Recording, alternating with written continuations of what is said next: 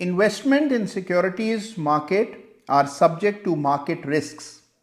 Read all the related documents carefully before investing.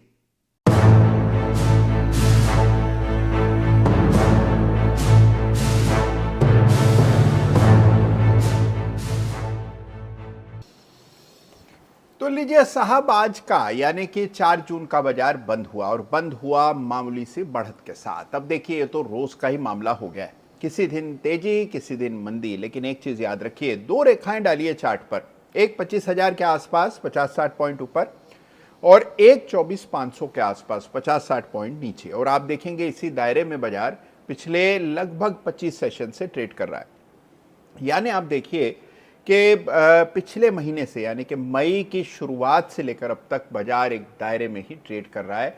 तो ये है बाजार का दायरे का दौर और इसमें फ्रस्ट्रेशन होता है। इसमें आप देखिए, लोग सोचते हैं कि बाजार बढ़ क्यों नहीं रहा है, बाजार में बड़ी तेजी क्यों नहीं हो रही है। जैसे कि बाजार ने आपको कहा है कि भाई मैं रोज तेज होऊंगा, आप चाहो जितना पैसा बाजार में लगाओ। देखिए, बाजार भी कुछ समय के लिए दायरों में फंस जाता है, एक रेंज में फंस जाता है और वही होता हुआ आपको दिख रहा है। लेकिन अगर आप बाजार के बाहर देखें तो मौकों का कोई अभाव नहीं है। देखिए, चार्ट्स देख देख कर मुझे बरसों हो गए। एक चीज आपको बताता हूं, कई सारे चार्ट्स पर, दर्जनों चार्ट्स पर एक साथ बड़े ब्रेकआउट्स होते हुए दिख रहे हैं। सबका स्ट्रक्चर पहले की तुलना में बहुत बेहतर हुआ है। राउंडिंग बॉटम पैटर्न खोजने जाएं तो आपको दर्जनों मिल जाएंगे। Inverse head and shoulder pattern खोजने जाएं तो वो भी कई आपको दिख जाएंगे। इसका मतलब यह है कि बाजार बॉटम बनाकर वापस तेजी दिखाने के लिए तैयार हो रहा है। तो रेंज से परेशान ना हो, रेंज से फ्रस्ट्रेट ना हो, वेट करें। दूसरी चीज जिससे आपको बचकर चलना है वो है ओवर एनालिसिस। देखिए, बाजार दायरे में है, बस इतनी सी बात है। अब इसको आप जितना चाहें तोड़ मरोड़ के आप एनालाइज कर सकते हैं। रोजाना इस रेंज के लिए किसी को जिम्मेदार ठहरा सकते हैं। आप ये कह सकते हैं कि बाजार टिक नहीं पा रहा है, कंसोलिडेट हो रहा है, गिरावट आ रही है। हर तरह के कारण और रीजंस खोजे जा सकते हैं, लेकिन मुद्दे की बात, जो असल बात है, वो है कि markets are taking a break, markets are going through a down time. तो इसमें अक्सर ऐसा होता है कि रेंज में बाजार फंसा हुआ है।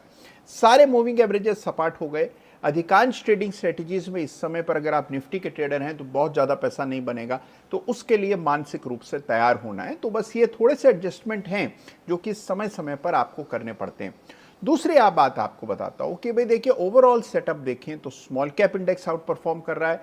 कई सारे small cap, micro cap stocks में ब्रेकआउट आ रहे हैं, जिसकी चर्चा हम लगातार कर रहे हैं। और ये जो सेक्टर्स हैं, इन पर आपका फोकस होना चाहिए। भाई देखिए, क्रेडिट पॉलिसी आ रही है, क्रेडिट पॉलिसी 6 तारीख को आएगी और उसमें आप देखेंगे कि अगर इंटरेस्ट रेट्स कम होते हैं तो उसका किसको सबसे ज़्यादा फायदा होगा? बैंक्स को होगा, एनबीएफसीज को होगा, रियल एस्टेट को होगा। और वहाँ हम तेजी देख रहे हैं। वो पूरा स्पेस ऐसा है जो बाजार के बनिस्बत बेहतर प्रदर्शन कर रहा है।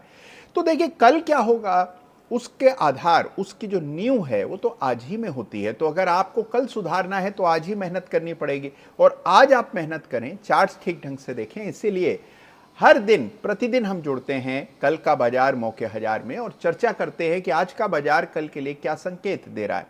संकेत कई बार छिपे होते हैं, कई बार संकेत होते ही नहीं हैं और कई बार संकेत जो है वो छलावा होते हैं।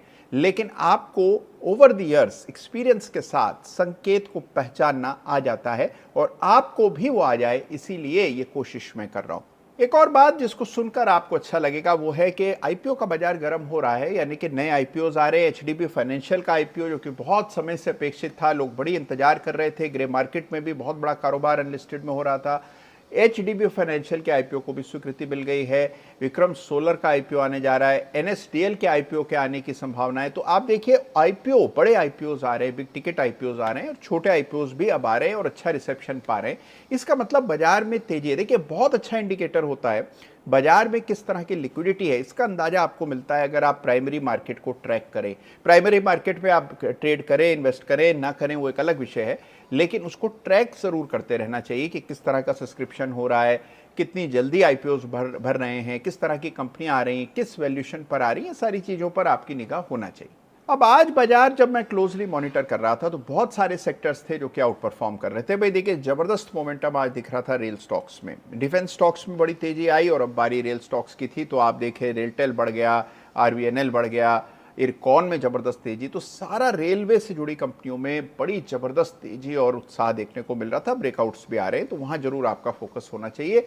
लेकिन जो सबसे क्लियर ब्रेकआउट्स हैं वो केमिकल स्पेस में। आपको याद होगा पिछले सप्ताह भी केमिकल स्टॉक्स की हम बात कर रहे थे, तो रसायन का एक क्षेत्र ऐसा है जिस पर आपका ध्यान होना चाहिए। स्पेशलिटी केमिकल्स को देखिए, जहां ब्रेकआउट हो रहे हैं उन चार्ट्स को देखिए, तो आपको कई सारे अवसर आने वाले दिनों के लिए केमिकल स्टॉक से दिखेंगे, रेलवे से दिखेंगे, डिफेंस से दिखेंगे, जहां फिर एक बार तेजी बन रही है। तो इन तमाम सेक्टर्स पर आपका फोकस जरूर होना चाहिए। रियल एस्टेट की बात हम लोग पिछले 2-3 दिनों से कर रहे हैं। रियल एस्टेट में जबरदस्त आज भी मोमेंटम बना। आप देखिए कई सारे स्टॉक्स नए ब्रेकआउट्स दे रहे हैं, तो वहां पर भी फोकस बिल्कुल बनाए रखिए। और देखिए, बाजार को हमेशा शंका के घेरे में ला करके, कटघरे में खड़े करके कुछ नहीं मिलता है। कभी कभी बाजार पर एतबार करना चाहिए। देखिए, मैं ये मानता हूं कि एक बहुत बड़ा जेनरेशनल इशू है। बहुत सारे लोग ऐसे हैं जो बाजार में 20-30 सालों से सक्रिय हैं। उन्होंने कई बार बाजार को क्रैश होते देखा है। उन्हें 2008 की दर्दनाक यादें हैं, 2000 का जो .com क्रैश हुआ था उसकी उनको स्मृतियां हैं। तो इस वजह से वो हमेशा बाजार को उसी आईने से, उसी प्रिज्म, उसी लेंस से देखते हैं। तो उनको लगता है कि बस अब आया क्रैश, तब आया। जिन्होंने बाद में बाजार को ज्वाइन किया उनको इस तरह का बैगेज नहीं है, इमोशनल बैगेज नहीं है। अब कई बार हम कहते हैं कि भाई देखो, ये जो नए लोग हैं इन्होंने तो केवल तेजी देखी है, इनको क्या पता है। लेकिन एक अच्छी बात यह है कि they are not emotionally scared as traders. तो जो लोग पहले से बाजार में हैं वो हमेशा एक नेगेटिविटी के साथ बाजार में आते।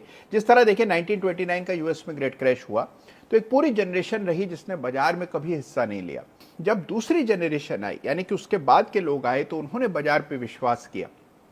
तो याद रखिए कि अगर आप भी इमोशनल बैगेज से पीड़ित हैं, यानी कि आपको भी लगता है कि बाजार तो क्रैश होगा क्योंकि 2008 में गिरा था, तो अपनी इस थॉट प्रोसेस को बदलने की जरूरत है। बाजार भी बदल गया, देश बदल गया, अर्थव्यवस्था बदल गई, निवेशक बदल गए, एसआईपी आ गई, बड़े पैमाने पर नया पैसा बाजार में आ गया। तो जरूरी नहीं है कि जैसा पहले प्ले आउट हुआ था बिल्कुल वैसे ही प्ले आउट होगा। इसका मतलब ये नहीं कि गिरेगा नहीं बाजार, बाजार गिरता है समय समय पर, लेकिन हमेशा क्रैश के साथ, धड़ाम के साथ, बर्बाद करके लोगों को गिरे, ये जरूरी नहीं है। तो इतना नेगेटिव व्यू पॉइंट न रखकर चार्ट्स पर भरोसा करें। अगर गिरना भी होगा तो पहले सेल के सिग्नल्स आएंगे, और आएंगे तो उसका पता चार्ट्स पर पता लगेगा, और इस कार्यक्रम में भी आपको पता निश्चित लगेगा, क्योंकि हर दिन प्रतिदिन हम बाजार पर पैनी नजर रखते हैं।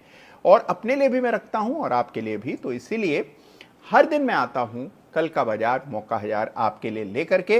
तो कल फिर मिलेंगे, लेकिन तब तक बाजार को देखते रहिए, सही सेक्टर में रहिए, बाजार को सही दृष्टिकोण से देखिए, तो आपको देखेंगे कि बाजार कैसा भी हो, अवसर आपको जरूर नजर आने लगे।